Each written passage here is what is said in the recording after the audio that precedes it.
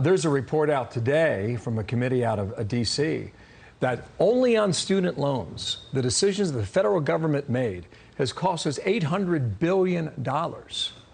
That's not health care. That's not housing. It's student loans. That topic only at $800 billion. It's amazing. I mean, the number here, 300 billion, is really a number of different organizations are looking at this, thinking it's actually could be closer to $1 trillion when push comes to shove, and you add it all up, and it exponentially adds up. And if you look at the cost of college, just over the past 20 years, sometimes it's double, sometimes it's 3 times, and this is not going to help that in any way, shape, or form. The administration says they're going to have a task force that's going to ask colleges and universities to keep the prices down. But in the wake of this, do we really think that that's going to happen? That's ridiculous. Oh, yeah, so obviously a task force is always the answer. I did also think about this. Just a couple of months ago, the Biden administration argued that COVID was over, and that way that they could get rid of the Title 42 provision down on the border. But apparently the COVID, it still exists for people who have student loans, because they're not going to have to start paying back their loans until January. Right. Right, and amazingly, the December deadline is a month after November 8th. Right. It all fits in together here, and the emergency provisions at the border go away. The CDC rolls back the guidelines. You don't have to stay 6 feet. You don't have to quarantine anymore.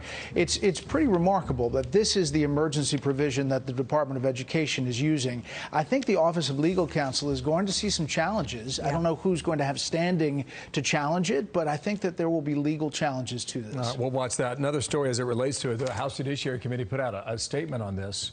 House Judiciary Republicans did, and they were blocked by Facebook. And they sent out this message that said, wow, Facebook says our post about paying back loans violates their, quote, community standards. Big tech's at it again. I don't know what the community standards would be here. For those who think that big tech was backing off after the Hunter Biden stuff, guess again, apparently. Yeah, and that's something to watch, really, as we get closer to November, how much big tech and what they're doing as far as what can go on and what can't go on. We've seen this story before, and if it shapes up like the House Judiciary Committee is suggesting it is, if you're pushing back against the student loan program, that it gets somehow censored, that's a big deal, and it'll be a big story. A huge story indeed. Well, plenty of stories to cover with you, and we'll see you tonight on Special Report. Thank you, Brett. I'm Steve Ducey. I'm Brian Kilmeade. And I'm Ainsley Earhart. And click here to subscribe to the Fox News YouTube page to catch our hottest interviews and most compelling analysis. On the search warrant affidavit from the Mar-a-Lago search, NBC News investigative correspondent Tom Winter is here. Tom, what do you got? Lindsay, the judge overseeing the case and the search warrant involving former President Trump's property in Palm Beach, Mar-a-Lago, has agreed with news organizations, including NBC News, that parts of the search warrant affidavit, the underlying probable cause, the reason why the FBI was allowed to go in and search the premises, should be unsealed, and it should be unsealed by tomorrow at or before noon. The judge says that he's reviewed the Department of Justice's proposed redactions, finds that they are narrow enough, that they meet the specific criteria that he would need to see, that it would protect sources and methods, protect witness names, and also protect certain grand jury information under Federal Rules of Criminal Procedure 6E that has to do with grand jury secrecy. So those things will be redacted. There will be certain parts of that search warrant affidavit that we won't be able to see. How much of that we just don't know at this point, but we do know that tomorrow by noon, the Department of Justice is to file that redacted version publicly on the docket. It could happen at any time between now and then. And at that point, we should be able to glean a little bit more information potentially about what this search warrant was all about and what specific violations of law, again, potentially because we don't know what's been redacted here and what's going to be unredacted. But we should have a little bit more information as to what this was all about. So, Tom, given your initial read of this order to unseal, which I have here, does this maybe make you think we might see a little bit more than we initially thought we would? Yeah, I think so. Look, it's a quick two-page ruling from the judge, Bruce Reinhart. He's the magistrate judge who approved this search warrant in the first place. It's likely that we will see some more information, perhaps some background information, perhaps a better timeline here. That information should be public. So the back and forth between former President Trump's attorneys, the Justice Department, some of which has been reported out by this news organization and others over the course of the past several days and in the last 2 weeks or so. All of that, I would suspect, would become public. Information as far as what was communicated involving the attorneys, yes, that should come out. I think there should be some other things that would be made public potentially here as far as the approval of the search warrant, when it was actually filed. So some additional details. How much beyond that is to the specific investigation in whether or not there's another component to it as far as was there any sort of malfeasance conducted by others? Was there any sort of information or any sort of potential violations by former President Trump? It's just not clear to me whether or not we'll see that. But no doubt a victory for the interveners in this case, which is NBC News, a number of our competitors, and a number of the major national news and newspaper outlets.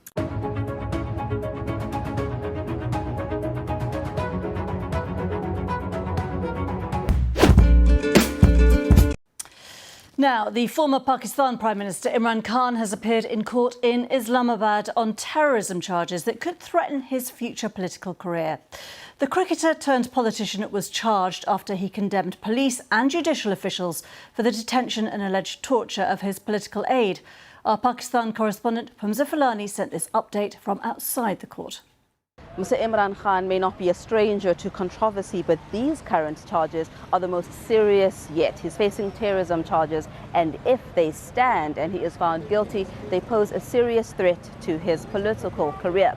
When he arrived in court today, he arrived in an armored car under heavy security. A few hundred meters from the courthouse, hundreds of supporters had been standing in the rain chanting Imran Khan is our man, chanting long live Imran Khan. Very clear evidence that this man still enjoys the support of the public. And there's reason for that. When he addresses people here in Pakistan, he says that all the charges around him, all the controversy around him is rooted in a political conspiracy. He has repeatedly said that the government are behind it and they are trying to hamper his chances of coming back into politics. He's been using the months since being removed as Prime Minister as a political tool on the campaign trail to try and garner support. The next move now is this needs to be resolved by the courts. The terrorism charges are not a game for the public. They will need to be resolved by the courts. And on the 1st of September is the next move, where he will once again be expected to present himself for the terrorism case. Hamza Falani there.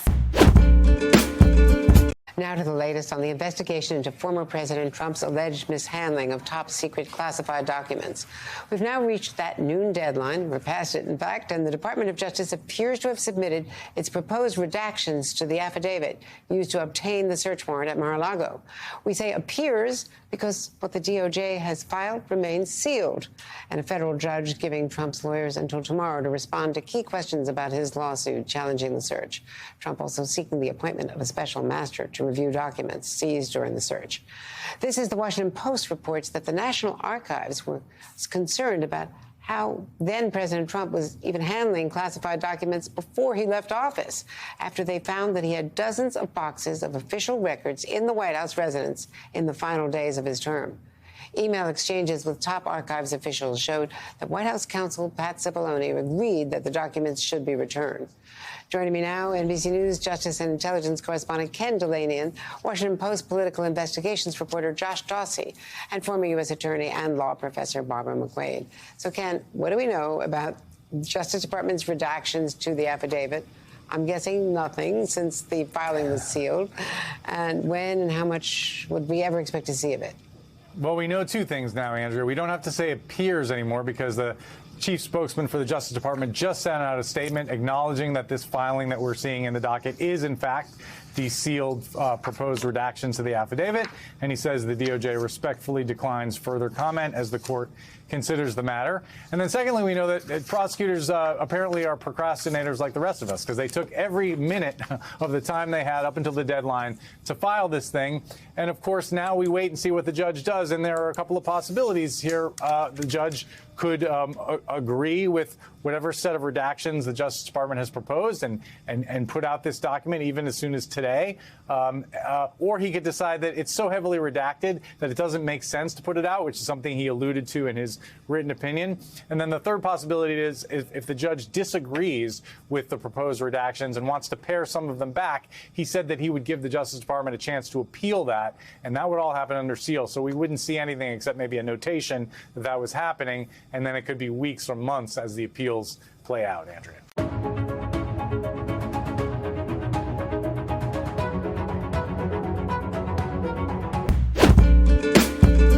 Do you see him? Is he over here? Yeah. Grandpa Crocodile, and he's in his construction hat. Yeah.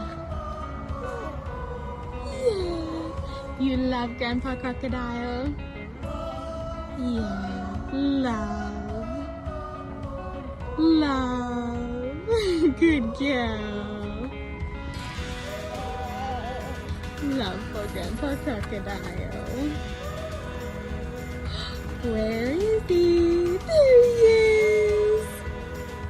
Hi. Hi, Grandpa Crocodile. Yeah, good girl. I love you, sweetheart. Grandpa Crocodile loves you too. Yeah.